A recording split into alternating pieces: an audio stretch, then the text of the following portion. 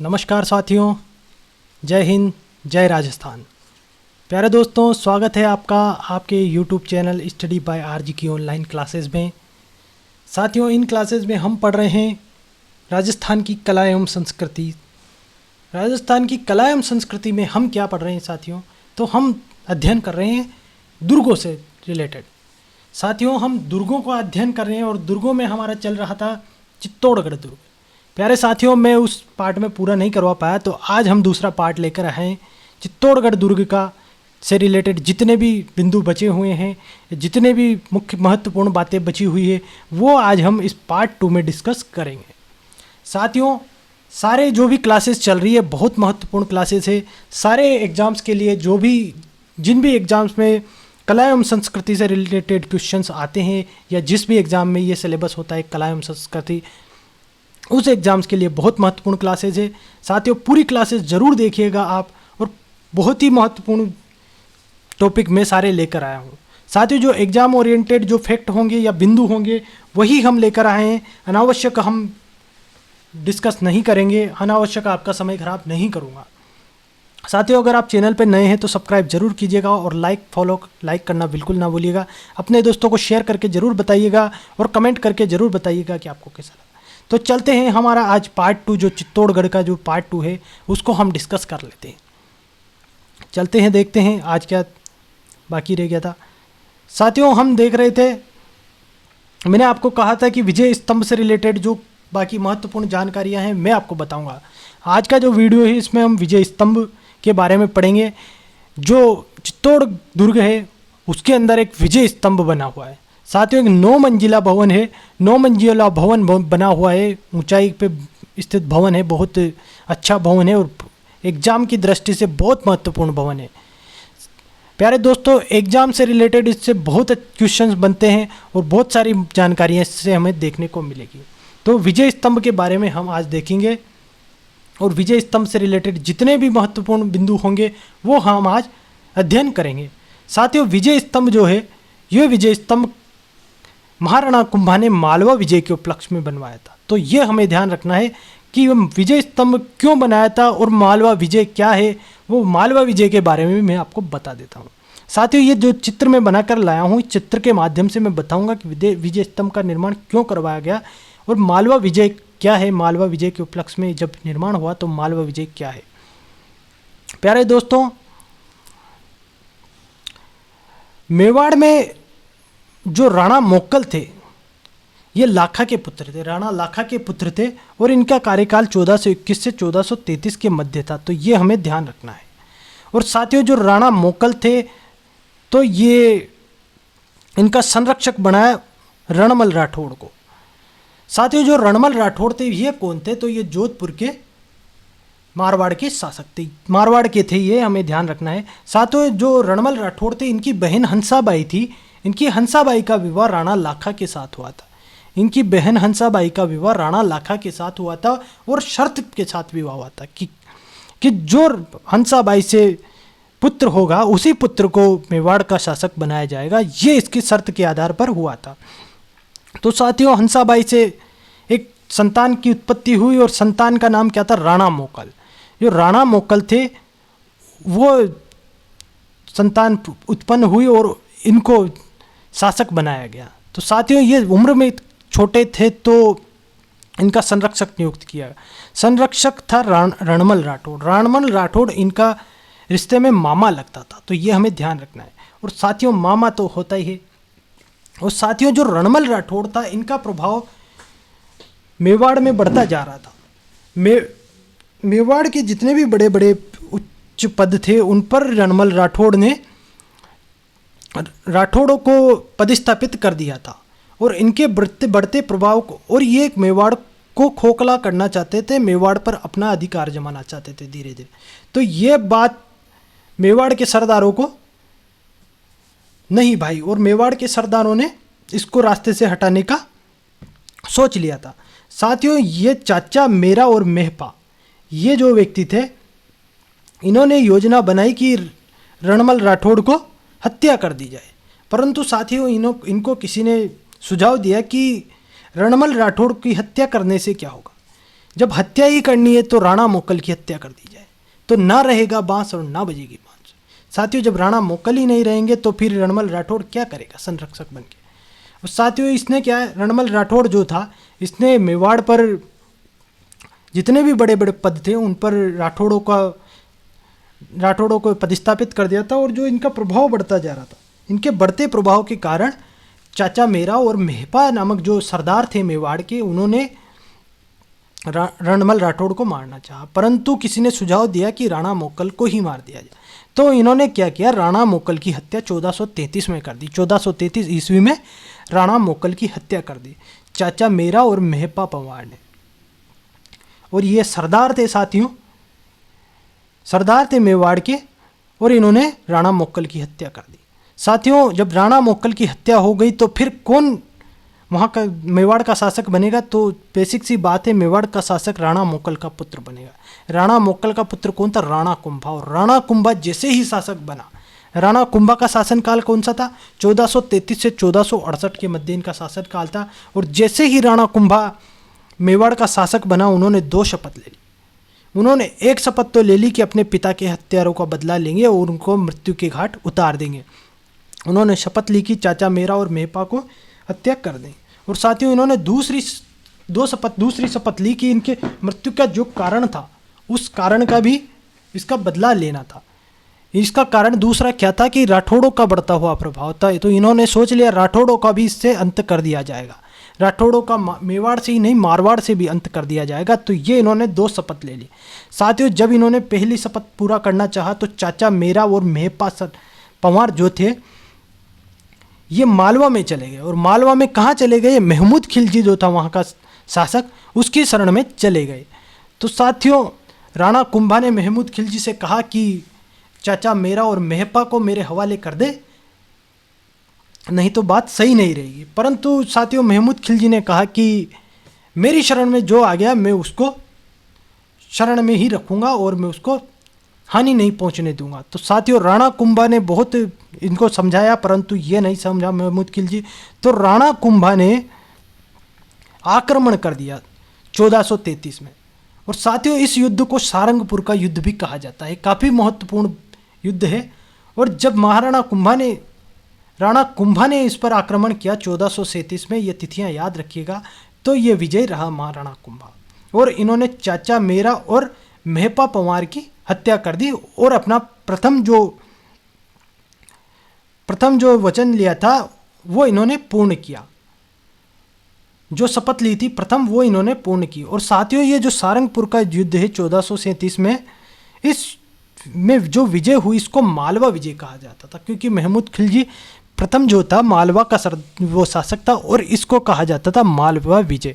और इसी विजय के उपलक्ष्य में राणा कुंभा ने इस विजय स्तंभ का निर्माण करवाया। साथियों, अब विजय स्तंभ क्यों निर्माण हुआ, कैसे निर्माण हुआ, ये हमने देख लिया, किस उद्देश्य से निर्माण करवाया गया, किस उपलक्ष्य में। अब हम आगे देखते हैं विजय स्तंभ से महत्वपूर्ण बिंदु को हम अध्ययन करेंगे। साथियों, जो विजय स्तंभ है, ये देख सकते हैं आप इमेज में विजय स्तंभ के को 9 मंजिला भवन है। ये 9 मंजिला भवन है, ये विजय स्तंभ इमेज में आप देख सकते हैं, बहुत ही सुंदर भवन है। साथियों, जो विजय स्तंभ है इसको जय स्तंभ भी कहा जाता है, विष्णु ध्वज भी कहा जाता है, विक्ट्री टावर भी कहा जाता है। साथियों, मालवा विजय पर बनाया गया, इसीलिए इसको विक्ट्री टावर कहा जाता है। साथियों, इसके अन्य नाम हमें महत्वपूर्ण ध्यान रखने ही, ये एग्जाम्स की दृष्टि से काफ़ी महत्वपूर्ण है, जय स्तंभ, विष्णु ध्वज और विक्ट्री टावर। साथियों, निर्माण किसके द्वारा करवाया गया? मैंने बता दिया, राणा कुंभा के द्वारा निर्माण करवाया गया। निर्माण अवधि कब निर्माण शुरू हुआ? 1440 में निर्माण शुरू हुआ और 1448 में निर्माण कार्य समाप्त हो गया, ये भी हमें ध्यान रखना है। और साथियों, मालवा विजय के उपलक्ष्य में निर्मित करवाया गया, ये मैंने आपको बता ही दिया। और वास्तुकार कौन है, ये भी महत्वपूर्ण बिंदु है। जब भी कोई महत्वपूर्ण निर्माण होता है तो उसमें वास्तुकार रहता है। वास्तुकार क्या होता है? वास्तुकार होता है जो नक्शा बनाता है, नक्शा जो वास्तु के अनुसार देखकर बनाता है। तो वो था मुख्य प्रमुख वास्तुकार तो जेता था, परंतु इसके जो सहायक वास्तुकार थे वो नाथा, पोमा और पूंजा थे।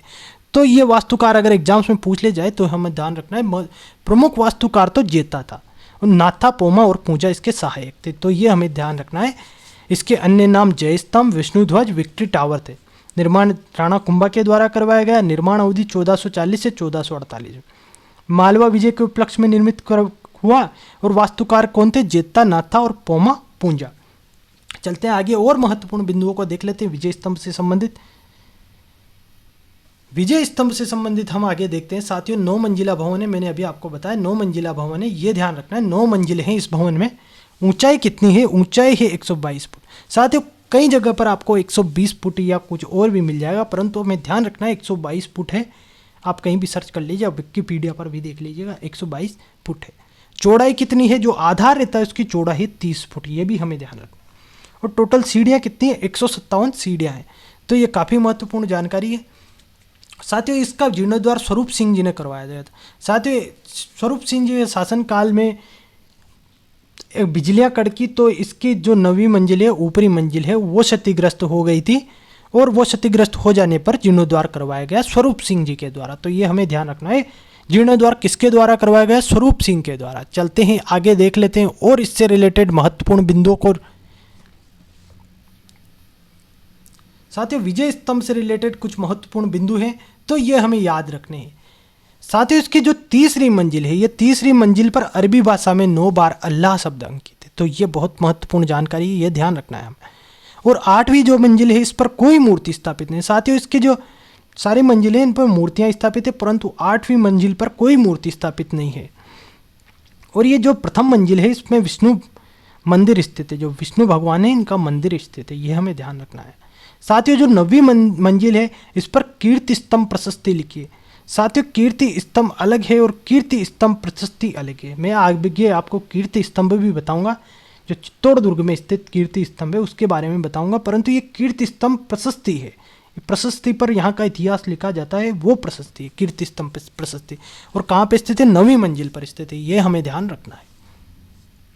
साथियों जो कीर्ति स्तंभ प्रशस्ति थी, इसके लेखक कौन थे? तो इसके लेखक थे कवि अत्रि। कवि अत्रि ने तो लिखना शुरू किया था, परंतु ये पूर्ण नहीं कर पाए थे। पूर्ण इसको कवि महेश द्वारा किया गया था, ये भी हमें ध्यान रखना है। कवि अत्रि ने इसको लिखना शुरू किया और कवि महेश ने पूर्ण किया। चलते हैं आगे देखते हैं हम और विजय स्तंभ से रिलेटेड महत्वपूर्ण बिंदुओं को डिस्कस कर लेते हैं। अगला बिंदु हमारा क्या है? आगे जो विजय स्तंभ से रिलेटेड महत्वपूर्ण बिंदु हैं उन्हें देख लेते हैं। विजय स्तंभ को साथियों मूर्तियों का अजायब घर या भारतीय मूर्तियों का विश्वकोश भी कहा जाता है, ये हमें ध्यान रखना है। क्या कहा जाता है विजय स्तंभ को? विजय स्तंभ को मूर्तियों का अजायब घर और भारतीय मूर्तियों का विश्वकोश कहा जाता है। साथियों विजय स्तंभ महत्वपूर्ण क्यों है? क्योंकि ये राजस्थान का जो माध्यमिक शिक्षा बोर्ड है, राजस्थान पुलिस है और वन विभाग का प्रतीक चिन्ह है। साथियों विजय स्तंभ से रिलेटेड क्वेश्चन हमेशा पूछा जाता है, ये हमें अच्छे से याद करना है, इसको बिल्कुल भी इसमें ढिलाई मत बरतिएगा और पूरा इसको आराम से अध्ययन कीजिएगा और याद कर लीजिएगा। साथियों जो राजस्थान माध्यमिक शिक्षा बोर्ड है, राजस्थान पुलिस है और वन विभाग का प्रतीक चिन्ह है। साथियों आपने देखा होगा जो राजस्थान पुलिस है उनके बेच लगा रहता है, उस पर भी इसका चिन्ह लगा रहता है, तो ये राजस्थान पुलिस का प्रतीक चिन्ह है, हमें ध्यान रखना है। साथियों कुल लागत कितने की आई थी? 90 लाख रुपए की लागत आई थी उस समय। 90 लाख रुपए की लागत आई थी, बहुत बड़ी रकम थी उस समय की, तो ये हमें ध्यान रखना है।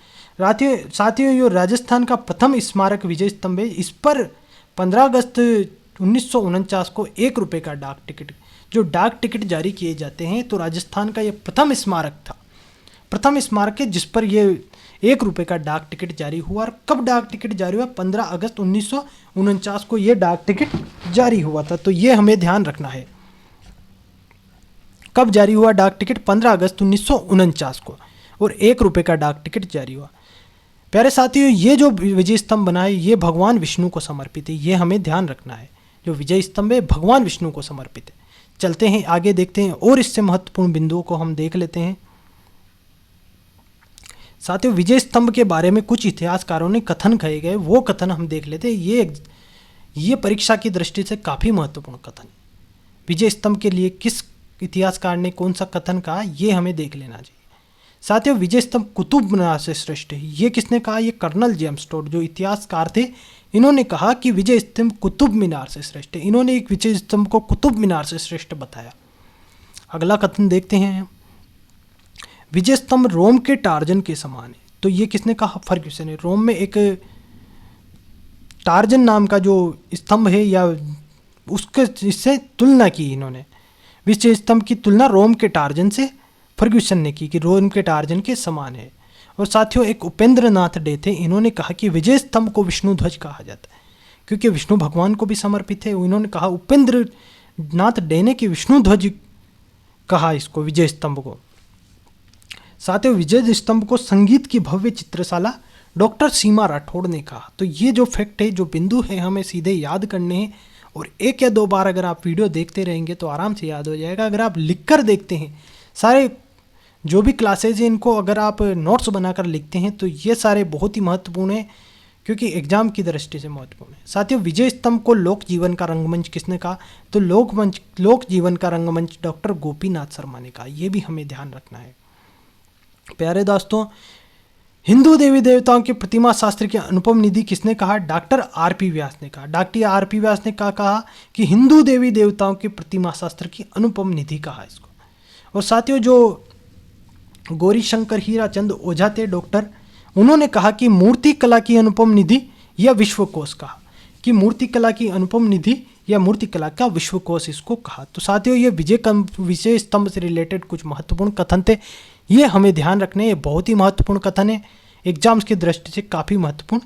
चलते हैं आगे और देख लेते हैं हम। अब हम देखते हैं, मैंने आपको कहा था कि चित्तौड़गढ़ में एक कीर्ति स्तंभ स्थित है, उसके बारे में मैं आपको बताऊंगा। तो साथियों ये जो चित्तौड़गढ़ में कीर्ति स्तंभ है या इसको जैन प्रशस्ति भी कहा जाता है। कीर्ति स्तंभ प्रशस्ति अलग चीज़ है साथियों, और ये कीर्ति स्तंभ है, ये हमें ध्यान रखना है। वो कीर्ति स्तंभ अलग है और ये कीर्ति स्तंभ जैन प्रशस्ति अलग है। साथियों जो कीर्ति स्तंभ जैन या प्रशस्ति या जैन प्रशस्ति जो है, ये इसका निर्माण हुआ था जैन व्यापारी जीजा शाह ने करवाया था। जो कीर्ति स्तंभ है या जैन प्रशस्ति जिसे कहा जाता है, इसका निर्माण किसने करवाया? जैन व्यापारी जीजा शाह ने करवाया। और साथियों कुल कितने मंजिला भवन है? 7 मंजिला भवन है। सॉरी, विजय स्तंभ 9 मंजिला भवन है, यहाँ पर कंफ्यूज नहीं होना है। ये 7 मंजिला भवन है। ये इमेज भी मैं आपके लिए लेकर आया हूँ। ये वाला जो भवन है ये कीर्ति स्तंभ है, ये हमें ध्यान रखना है। कुल ऊंचाई कितनी है? 76 फुट है, 76 फुट इसकी ऊंचाई।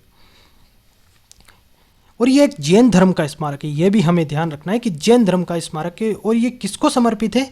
ये जैन धर्म के जो प्रथम तीर्थंकर थे आदिनाथ या ऋषिदेव को समर्पित है। तो साथियों चित्तौड़गढ़ में जो ये कीर्ति स्तंभ है या जैन प्रशस्ति जो है, ये हमें ध्यान रखना है, बहुत महत्वपूर्ण है। जीजा शाह ने इसको निर्माण करवाया था, एक जैन व्यापारी थे। साथियों चित्तौड़गढ़ से रिलेटेड जितने भी फैक्ट थे वो हमने आपसे साथ डिस्कस कर रहे हैं। और ये आज का जो पार्ट है, दूसरा पार्ट है, इसमें हम चित्तौड़गढ़ से बचे हुए जो भी फैक्ट थे, जो भी बिंदु थे, उनको आगे अध्ययन करेंगे। तो चलते हैं साथियों आगे, चित्तौड़गढ़ से संबंधित कुछ महत्वपूर्ण और बिंदु हम देख लेते हैं।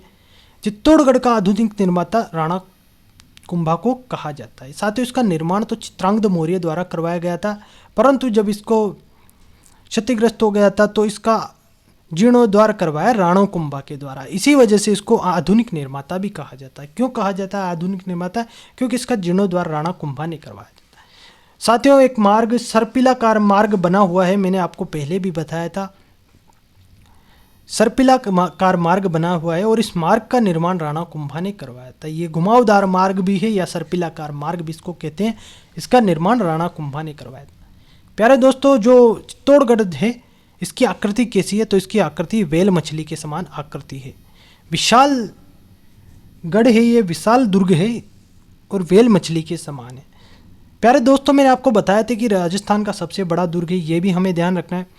इसका जो क्षेत्र है 2 किलोमीटर तक तो ये लंबाई में फैला हुआ है, चौड़ाई में है 8 से 9 किलोमीटर चौड़ा है। 8 से 9 किलोमीटर चौड़ाई, मतलब आप अंदाजा लगा सकते हैं कितना बड़ा फोर्ट हो। और साथियों मैंने बताया आपको लिविंग फोर्ट भी है, सबसे बड़ा लिविंग फोर्ट है। सबसे ज़्यादा यहाँ पर व्यक्ति निवास करते थे, जनता निवास करती थी, इसीलिए इसको सबसे बड़ा लिविंग फोर्ट कहा है। प्यारे दोस्तों ये राजस्थान का एकमात्र दुर्ग है जिसमें खेती की जाती थी, क्या खेती की जाती थी। ये बहुत बड़ा दुर्ग है, इसके बारे में मैंने आपको पहले बताया। प्यारे दोस्तों इस पर जो प्रथम विदेशी आक्रमण हुआ था ये मामू, जो अफगान से रिलेटेड अफगान का था, इसने आक्रमण किया था। तो प्रथम विदेशी आक्रमण अगर पूछ लिया जाए तो मामू अपने को ध्यान रखना है। मामू खान था और वो अफगान का था, ये हमें ध्यान रखना है। प्यारे दोस्तों, इसमें एक छोटा दरवाजा है, उसे लाखेटा बारी भी कहा जाता है। ये भी हमें ध्यान रखना है कि छोटा जो दरवाजा है उसको क्या कहा जाता है, लाखेटा बारी। चलते हैं, देखते हैं हम आगे और देखते हैं महत्वपूर्ण बिंदु। साथियों, जो चित्तौड़ दुर्ग है उसके लिए अबू फजल ने कहा कि गढ़ तो चित्तौड़गढ़ बाकी सब गढ़ है। क्योंकि प्यारे दोस्तों, ये गढ़ ही ऐसा है, इतना सुंदर है, इतना बड़ा है, इतना फला फूला गढ़ है, और इतना इसने अपनी मातृभूमि की रक्षा के लिए ये गढ़ महत्वपूर्ण है। इसीलिए अबुल फजल ने अपने ग्रंथ में कहा कि गढ़ तो चित्तौड़गढ़ बाकी सब गढ़ैया। ये बहुत महत्वपूर्ण बिंदु है, ये हमें ध्यान रखना है। प्यारे दोस्तों, चलते हैं आगे, देखते हैं अब चित्तौड़गढ़ से रिलेटेड जो साके हैं उनको हम देखेंगे। चित्तौड़गढ़ में 3 प्रथम साके, प्रमुख साके हुए, वो महत्वपूर्ण साके हैं, इनको हमें ध्यान रखना है। प्यारे दोस्तों, प्रथम साका कब हुआ? 26 अगस्त 1303 ईस्वी को हुआ था। साथियों, ये इस समय यहाँ के शासक थे रावल रतन सिंह, और इनकी जो रानी थी पद्मिनी, सिंघल प्रदेश की थी। वो श्रीलंका में, हाल अभी श्रीलंका जिसको कहा जाता है, वो सिंघल प्रदेश उसको कहा जाता था, और वहाँ की रानी थी पद्मिनी, और वो बहुत ही सुंदर रानी थी। कहा जाता है कि ग्रंथ इतिहासकार कहते हैं कि वो अगर पानी भी पीती थी तो वो भी गले में दिख जाता था, इतनी सुंदर रानी पद्मिनी थी। और साथियों, सिंघल प्रदेश की रानी थी, श्रीलंका जो अभी हाल ही में कहा जाता है, वहाँ की ये रानी थी। तो साथियों, उस समय वहाँ के शासक कौन थे? रावल रतन सिंह।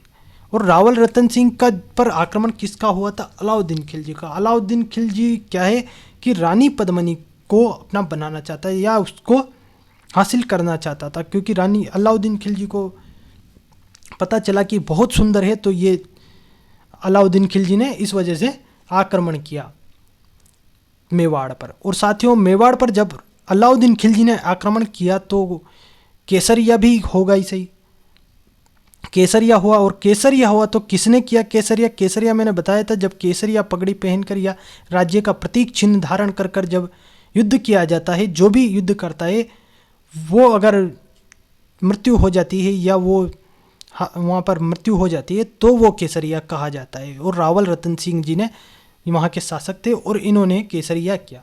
अब केसरिया हुआ है तो जौहर भी रानी करेगी, तो जौहर किसके द्वारा किया गया? रानी पद्मिनी के द्वारा जौहर किया गया।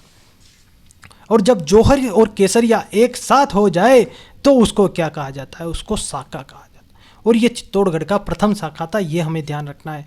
अब साका हो गया तो वहाँ पर आक्रमण किसका था? अलाउद्दीन खिलजी का आक्रमण। साथियों, ये जो साका था सबसे बड़ा साका था। इसमें 1600 महिलाओं या रानियों द्वारा 1600 महिलाओं द्वारा इसमें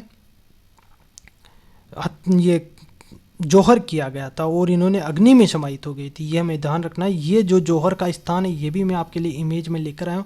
इसमें कूद कर इन्होंने यहाँ पर अपना जौहर किया था, ये हमें ध्यान रखना है।